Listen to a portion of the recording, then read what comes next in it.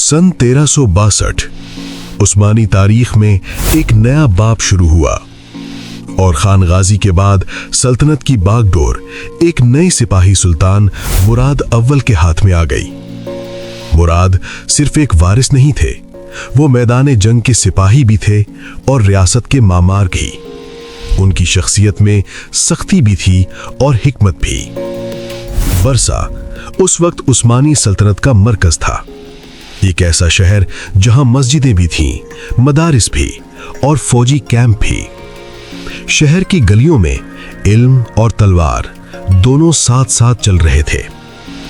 इक़्तिदार संभालते ही सल्तनत की फौजी ताकत को मजीद मुनज़्ज़म करना शुरू किया। वो समझते थे कि सल्तनत सिर्फ जमीन से नहीं बनती, बल्कि नज़्म, डिसिप्लिन और वफादारी से बनती है।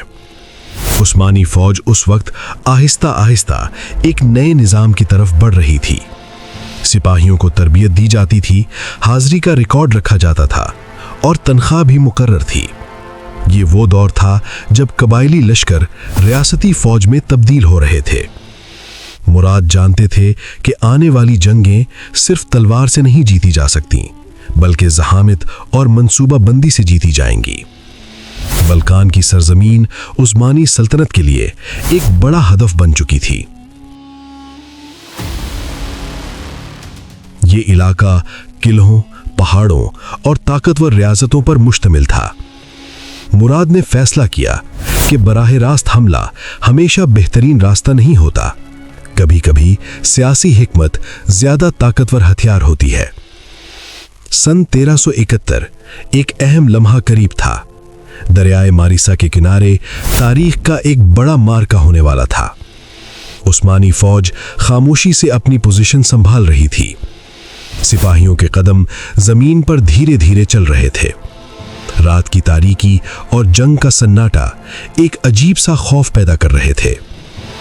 अचानक हमला शुरू हुआ। उस्मानी घुड़सवार दस्ते तेजी से दुश्मन की सफों पर टूट पड़े। धूल उठी, तलवारें चमकीं और जंग का शोर आसमान तक पहुंच गया। दरियाए मारिसा की जंग सिर्फ एक फौजी फतह नहीं थी, ये बल्कान के दरवाजे खुलने का आगाज था। उस्मानी परचम आहिस्ता आहिस्ता यूरोप की जमीन पर फैलने लगा। जल्द ही अदिरना शहर उस्मानी सल्तनत का अहम मरकज बन गया। ये शहर आने वाले वक्त में एक अजीम दारुल हुकूमत बनने वाला था। मुराद अव्वल सिर्फ एक फातेह नहीं थे, वो एक निज़ाम बनाने वाले सुल्तान थे। उन्होंने फौज को मजबूत किया, रियासती इदारों को मुनज़्ज़म किया और सल्तनत को नई सिमत दी। मगर तारीख हमेशा याद रखती है कि ताकत हमेशा चैलेंज को दावत देती है और उस्मानी सल्तनत के लिए असल इम्तिहान अभी शुरू होना था। बल्कान की सरजमीन अब उस्मानी सल्तनत की नज़र में थी, मगर यह सफ़र आसान नहीं था, क्योंकि बल्कान सिर्फ ज़मीन नहीं था, ये ताकत, सियासत और जंग का मैदान था। मुराद अव्वल जानते थे कि सल्तनत को बरकरार रखने के लिए सिर्फ फतूहात काफ़ी नहीं होती, बल्कि नज़्म और मुस्तकिल ताकत ज़्यादा ज़रूरी होती है। इसी दौर में उस्मानी फ़ौज मज़ीद मुनज़्ज़म हो रही थी।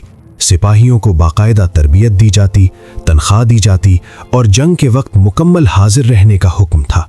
ये अब कोई कबायली लश्कर नहीं था, ये रियासती फौज थी। मुराद की नज़र सिर्फ किलों पर नहीं थी, उनकी नज़र बल्कान की सियासत पर भी थी। उन्होंने मकामी ताकतों के साथ कभी जंग और कभी इत्तेहाद की हिकमत अपनाई। सन 1375 के बाद उस्मानी सल्तनत बल्कान में मजीद मजबूत होने लगी। शहर एक एक करके उस्मानी निज़ाम में शामिल होते गए, मगर तारीख का बड़ा तूफान अभी दूर था। मुराद जानते थे कि यूरोप की ताकतें आसानी से उस्मानियों को कबूल नहीं करेंगी। बहुत जल्द एक बड़ी जंग ज़मीन पर फैसला करने वाली थी। ये जंग उस्मानी सल्तनत के मुस्तकबिल का फैसला कर सकती थी। सिपाही खामोश थे, घोड़े तैयार थे और उस्मानी परचम हवा में लहरा रहा था। दरियाए मरीसा की फतह सिर्फ आगाज थी, असल इम्तिहान आने वाली जंगों में था। बल्कान की रियासतें आहिस्ता आहिस्ता मुत्तहिद हो रही थीं उस्मानी ताकत के खिलाफ। मुराद अव्वल सिर्फ मैदान जंग के सुल्तान नहीं थे, वो रियासत के मेमार थे। उन्होंने अदालत को मुनज़्ज़म किया, फौज को मजबूत बनाया اور سلطنت کو ادارہ بنایا، مگر تاریخ ہمیشہ ایک حقیقت یاد رکھتی ہے کہ ہر عظیم سلطنت کے راستے میں ایک بڑا امتحان ضرور آتا ہے، اور عثمانی سلطنت کے لیے وہ امتحان اب قریب آ رہا تھا۔ بلقان کی زمین خاموش نہیں تھی، پہاڑ، قلعے اور جنگی طاقتیں اب بھی موجود تھیں، اور ایک نئی جنگ تاریخ کے صفحے پر لکھے جانے والی تھی۔ یہ جنگ صرف زمین کے لیے نہیں تھی، یہ جنگ طاقت، نظم اور سلطنت کے مستقبل کے لیے تھی۔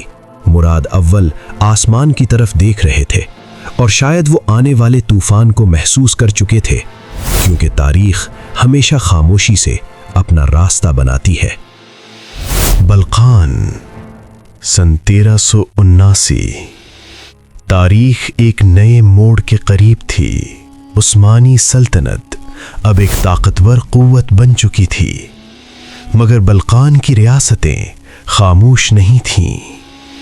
سربیا اور اس کے اتحادی عثمانی طاقت کے خلاف ایک بڑا اتحاد بنا رہے تھے۔ میدان تیار تھا اور جنگ قریب تھی۔ مراد اول خود فوج کی قیادت کر رہے تھے۔ وہ جانتے تھے کہ یہ جنگ صرف زمین کی جنگ نہیں، بلکہ سلطنت کے مستقبل کی جنگ ہے۔ کوسوو کی وادی خاموش تھی۔ پہاڑ، دھند اور سرد ہوا جنگ سے پہلے کی خاموشی پیدا کر رہے تھے۔ سپاہی خاموش کھڑے تھے، تلواریں تیار، گھوڑے بے چین۔ سن 1379 دونوں لشکر آمنے سامنے تھے۔ ایک طرف عثمانی فوج، دوسری طرف بلقان اتحاد، اور درمیان میں تاریخ کھڑی تھی۔ جنگ شروع ہوئی۔ گھڑ سوار دستے تیزی سے میدان میں اترے۔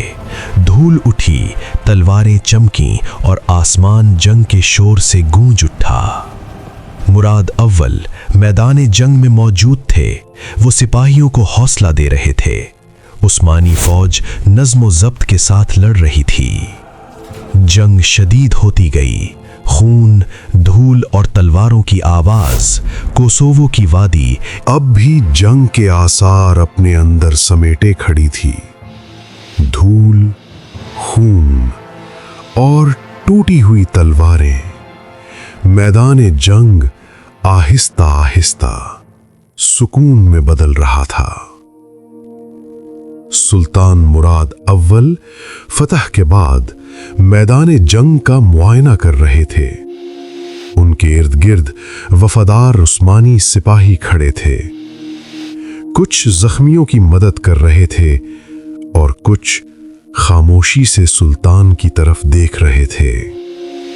آسمان پر سیاہ بادل چھا رہے تھے۔ اسی لمحے ایک قیدی سلطان کے سامنے لایا گیا۔